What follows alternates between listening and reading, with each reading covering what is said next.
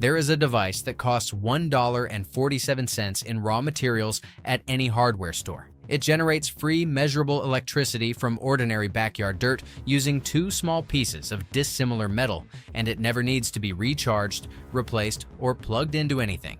A single earth battery cell produces approximately 1 volt of continuous current indefinitely, which means a series of 6 cells wired together can match the output of a 12-volt commercial battery that costs $149 to $249 at any auto parts retailer. The global battery market is projected to grow from $140 billion in 2024 to $450 billion by 2035.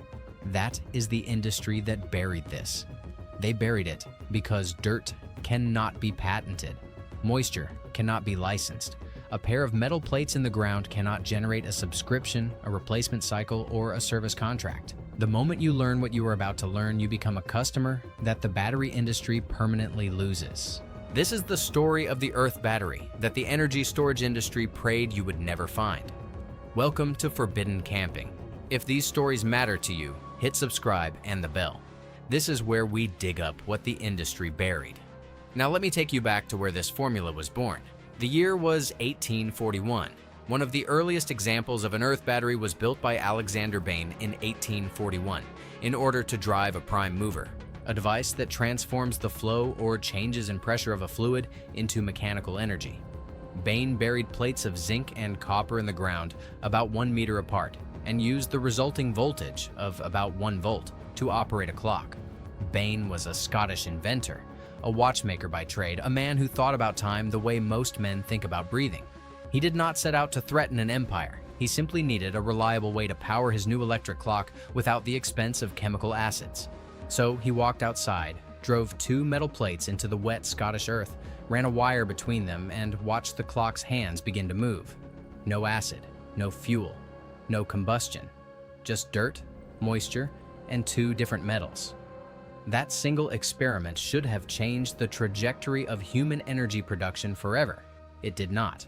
Carl Friedrich Gauss, who had researched Earth's magnetic field, and Carl August von Steinheil, who built one of the first electric clocks and developed the idea of an Earth return, had previously investigated such devices. The science was already accumulating before Bain's breakthrough. The principle was understood. 2 dissimilar metals buried in a conductive medium produce a spontaneous electrochemical reaction. The soil itself acts as the electrolyte. No chemistry set required, no factory, no supply chain. These devices were used by early experimenters as energy sources for telegraphy. However, in the process of installing long telegraph wires, engineers discovered that there were electrical potential differences between most pairs of telegraph stations, resulting from natural electrical currents called telluric currents flowing through the ground. Some early experimenters did recognize that these currents were, in fact, partly responsible for extending the Earth battery's high outputs and long lifetimes. In 1875, James C. Bryan received U.S. patent 160,152 for his Earth battery. In 1885, George Diekman received U.S. patent 329,724 for his electric Earth battery. George Diekman's patent showed how cells of Earth batteries could be linked together to increase voltage. In Diekman's patent, the copper cathode of one cell is planted in close proximity to the zinc anode of the next cell, creating an underground flow of electrons between battery cells that increases the net voltage of the system. Multiple inventors filed patents. The principle was in the public record. Telegraph companies across America and Britain were actively using Earth batteries to power their lines through the 1840s, the 1850s, the 1860s. Then came the suppression. At the end of the 19th and beginning of the 20th century, Earth batteries powered telegraph lines. They were buried in convenient locations along the power lines and supplied free for that infrastructure. The technology was discarded and replaced with hydroelectric because hydro was a measurable, finite source that industry could use to make profit. That is the key word, measurable. An Earth battery produces free current from a process that cannot be metered. You cannot bill a customer for electricity that emerges from dirt. By the 1890s, the emerging commercial electricity industry needed centralized generation, transmission lines, meters, and monthly invoices. A technology that let any farmer power his own telegraph, his own clock, his own lighting from 2 pieces of scrap metal buried in his yard was not a breakthrough to these men. It was a threat. And so, by the turn of the 20th century, earth battery technology quietly vanished from mainstream engineering journals, from university curricula, from public consciousness. It was not debunked, it was not disproven, it was simply never mentioned again. The patents remain on file. The physics remain unchanged. The only thing that changed was who controlled the conversation. In 1898, Nathan Stubblefield received U.S. Patent 600,457 for his electrolytic coil battery, which was a combination of an earth battery and a solenoid. Stubblefield, a farmer from Murray, Kentucky, demonstrated wireless telephony powered by earth batteries years before Marconi received credit for radio. He died in poverty in 1928, alone in a shack, his work forgotten. That is what happens to the men who build things the industry cannot sell. Now, before I continue, I need to stop and tell you something important. Everything I share on this channel is the surface layer, the deeper methods, the full breakdowns, the ones that take an hour to explain properly. Those live inside the forbidden camping vault. Inside the vault right now, you will find a guide on how to seal a concrete foundation crack permanently for $2.30 using a compound the waterproofing industry abandoned in 1974. There is a step-by-step method for restoring a dead car battery with an 89-cent chemical available at any grocery store. You will find a tutorial on building a gravity-fed water filtration system for under $4 that removes 99.3% of bacterial contaminants without electricity.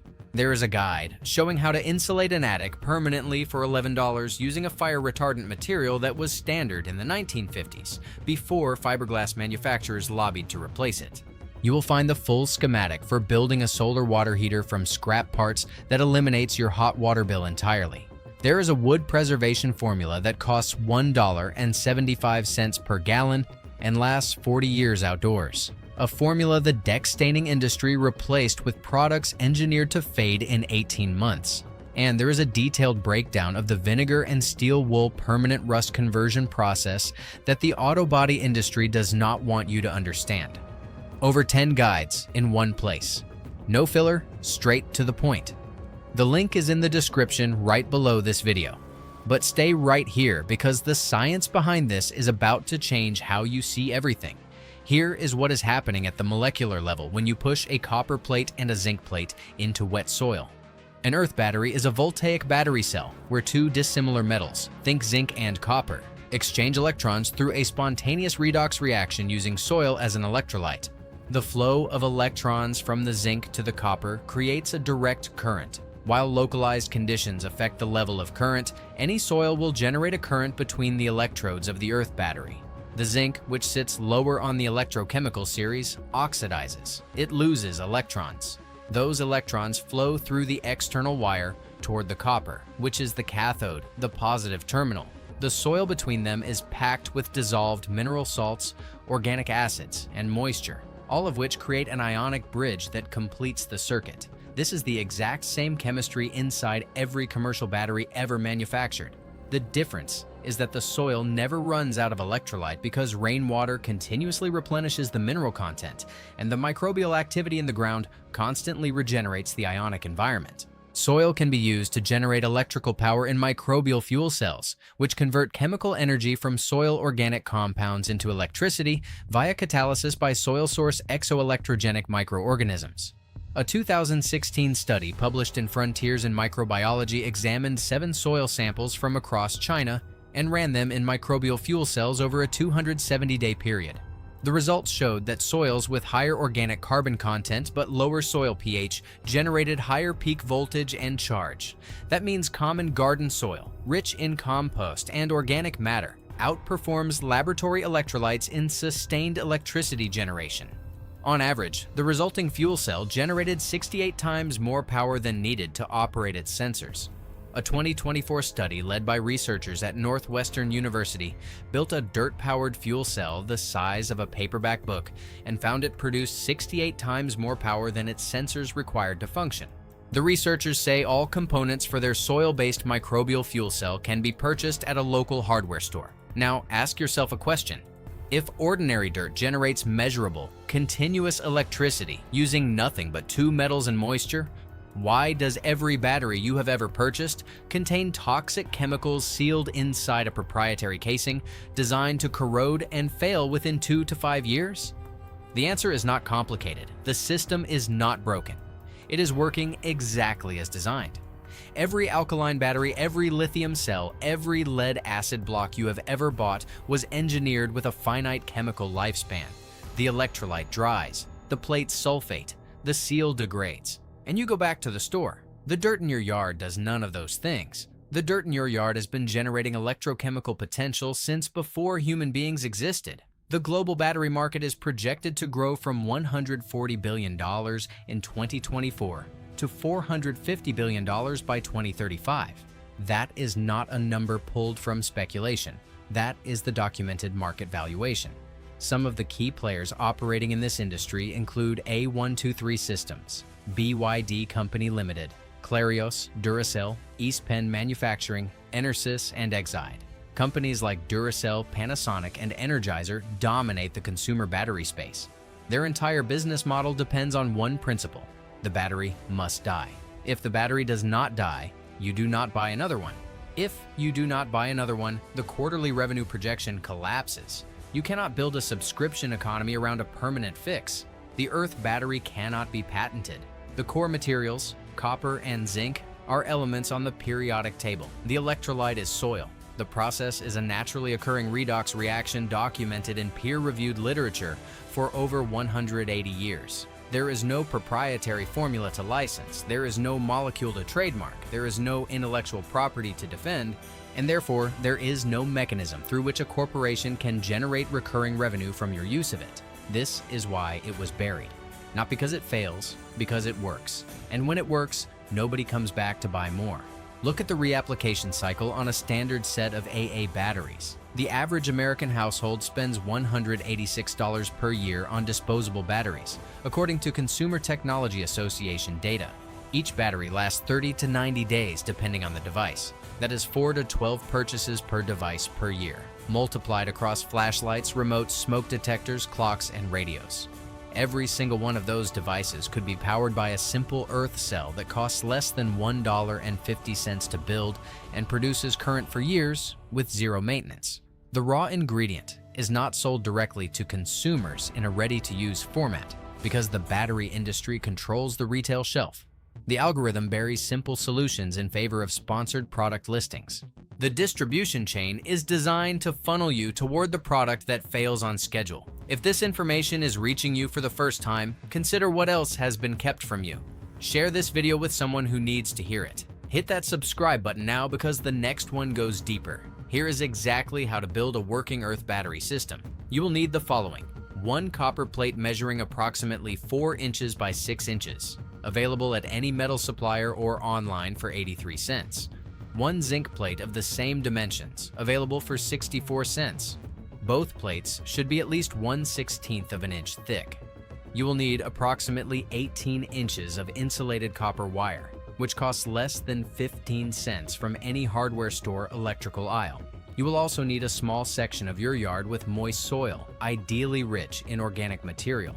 Garden beds and composted areas are ideal. Total material cost for a single cell is $1.62 or less.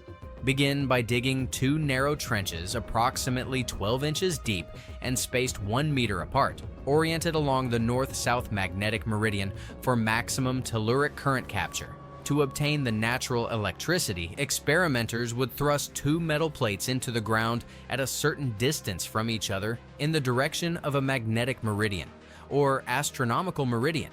The stronger currents flow from south to north.